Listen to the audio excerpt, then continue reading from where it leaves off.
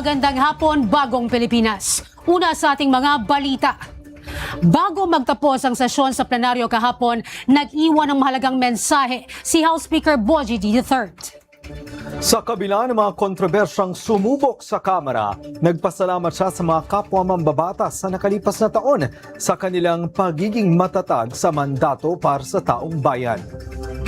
Kasabay nito, nagpahayag si Speaker D ng mensahe ng pag-asa sa nalalapit na Pasko at tiniyak ang patuloy na transparency sa pagbalangkas ng national budget. Si Carms Magluyuan, una sa balita.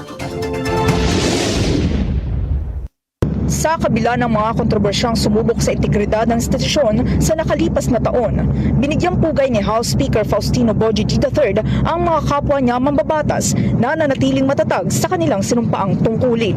Aniya, hindi man naging madali ang landas, pinili pa rin ng mga kongresista na manindigan para sa katotohanan, transparency at sa kapakanan ng sambayanang Pilipino. Isang patunay na kolektibong pananagutan at serbisyong higit sa pansariling interes sa harap ng mga pagsubok at batikos. Kahapon sa pagtatapos ng plenary session sa Kamara, personal na humarap sa plenaryo si House Speaker D.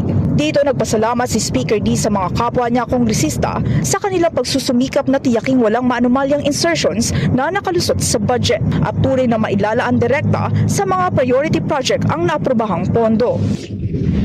Hindi naging madali ang taong ito. May mga hamon, may mga hindi pagkakaunawaan, at may mga sandali na sinubok ang ating paninindigan.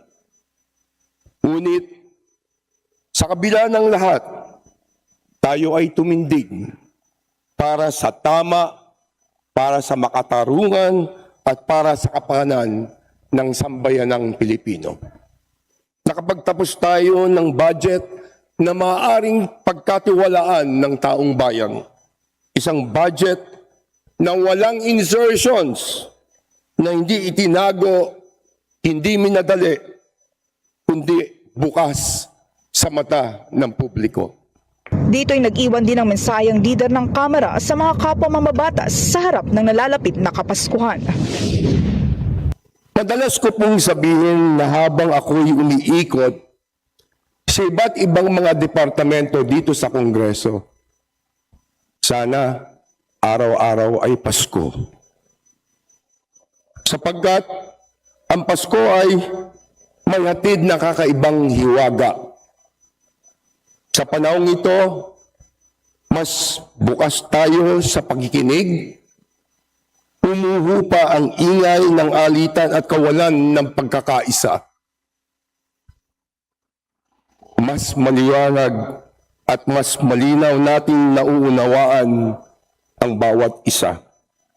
At higit sa lahat, mas maliwanag nating nakikita kung ano ang tunay na mahalaga.